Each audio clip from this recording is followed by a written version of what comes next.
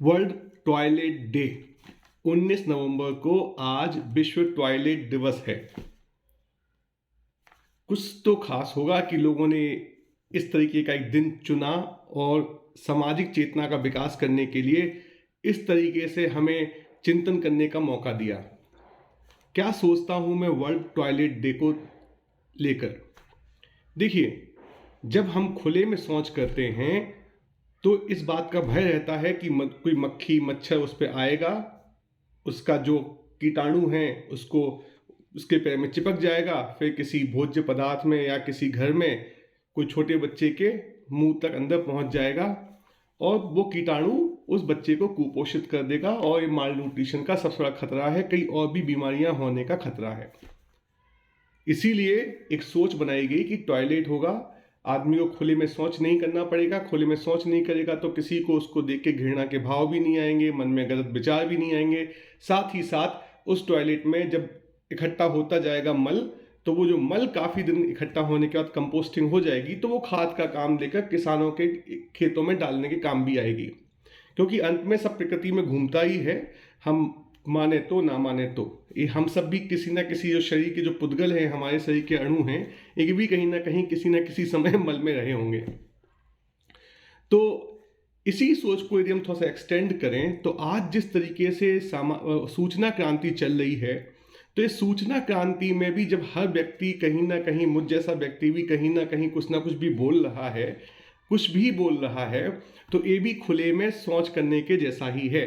Instagram, Facebook, जो भी हैं, जितने भी देखो, जिसे देखो वो लिख रहा है, जिसे देखो वो बोल रहा है, और इससे काफ़ी बच्चों को कुपोषित होने का मौका मिल रहा है और उनका बल कम हो रहा है। आज सरकार को वर्ल्ड टॉयलेट डे के नियम को सोशल मीडिया पर भी लागू करना पड़ेगा। तो इसको लेके कहानी याद आती है। एक पुराने सभ्यता में क्या होता था, पुराने समय में भारत में, कि जब कोई शिष्य, मान लीजिए कि कोई घराना है, बनारस का घराना है, वहाँ पे संगीत सीखने जाता है, तो गुरु शिष्य को बोलता है कि देखो, मैं तुम्हें सिखाऊंगा, आज तुम्हारी उम्र 18 साल है, मैं तुम्हें सिखाऊंगा, लेकिन तुम्हें मुझे एक वचन देना पड़ेगा कि 40 साल की उम्र तक तुम स्टेज पर नहीं चढ़ोगे और कोई पब्लिक शो नहीं करोगे। तो शिष्य ने पूछा, इसका लॉजिक क्या है? तो गुरु ने मना कर दिया कि लॉजिक हम तुम्हें नहीं बता सकते, तुम्हें मानना है तो मानो, नहीं मानना है तो नहीं मानो। खैर, शिष्य ने मान लिया और 40 साल का होने के बाद जब उसने पहला पब्लिक शो किया, वो बहुत ही फेमस हुआ। तब उसको अंदर से चेतना जगी कि मेरे गुरु ने कितना अच्छा कहा था। ज्ञान जब सूक्ष्म होता है, तो कम होता है, थोड़ा कम मात्रा में होता है, तो एक ओवर कॉन्फिडेंस पैदा कर देता है कि हमें सब कुछ पता चल गया।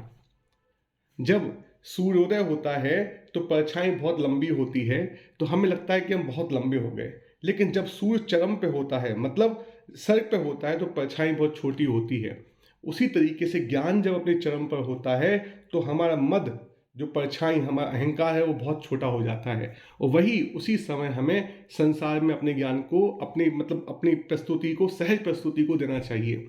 तो इतनी साधना करने के बाद जो भी हमारे अंदर की कला है, जो भी मल है, मतलब ज्ञान भी एक मल है, लेकिन जब एक कंपोस्ट हो जाए, पचा लिया, सोच लिया, आचरण में ले आए, उसके बाद जब वो कंपोस्ट हो जाए, उसके बाद ही हमें उसको बाहर जनता को दिखाना चाहिए।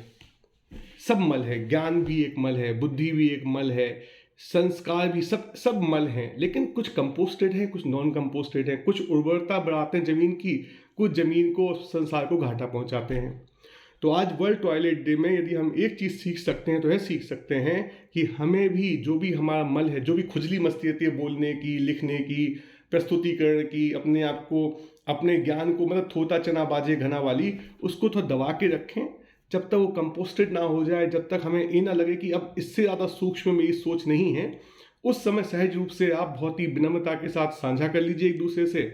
और मैं भी यही कोशिश कर रहा हूँ कि कम से कम बोलूँ, कम से कम लिखूँ, क्योंकि खुले में शौच कर रहा हूँ। बच्चे, कई लोग बोलते भी हैं कि मुँह से भी मल निकाल रहा हूँ।